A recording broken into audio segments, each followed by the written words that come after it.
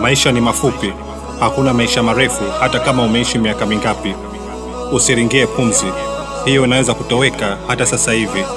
Usisahau hata watu wa kawaida mashuhuri walivyoondoka.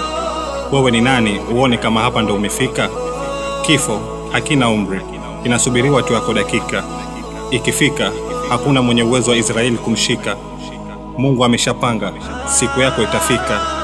Uchelewi wala uwahi, akiagizwa tu amefika. Uhai wako, mali zako zisikupe matumaini ya kurefushwa muda wako. Kama walikufa wengine bila kutarajia, nao utakufa pia kama waliotangulia. Elewa kuwa dunia ni mapito. Basi hili ni jambo muhimu la kuzingatia. Hapa duniani ndugu zangu tunapita, kwa Mola Manani ipo siku tutafika.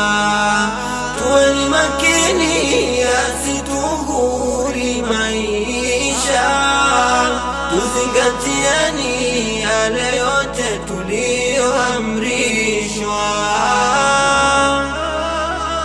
Kama wewe utaendelea kuwepo kwa ajili ya dunia, basi dunia haitoendelea kuwepo kwa ajili yako. Kifo kinakuja ghafla na mara zote hakikupi nafasi ya maandalizi. Kama ingelikuwa kifo kinaweza kumbakisha yoyote katika ulimwengu, basi kingeweza kumbakisha mtume wetu Muhammad sallallahu alayhi wasallam. Na maadamu yeye ameondoka, basi hakuna atakayebakia. Ndugu yangu, ni mara ngapi Mwenyezi Mungu Subhanahu wa Ta'ala anakuona unamuasi, una pupa ya kuitafuta dunia na umezama kwenye maasi. Unasahau siku ambayo Mwenyezi Mungu Subhanahu wa Ta'ala atakufufua na atakulipa katika kila zito na jepesi.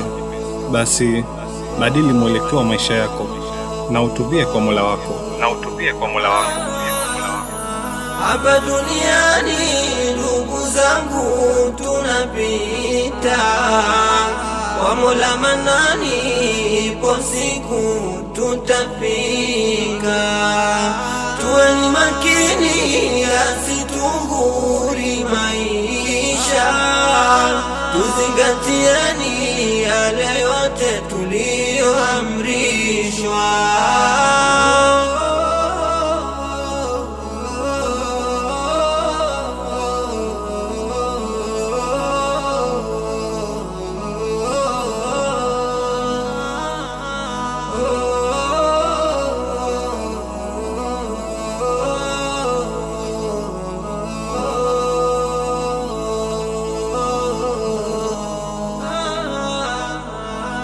Tutaondoka duniani na tutaacha vya thamani, kwenye hili niamini.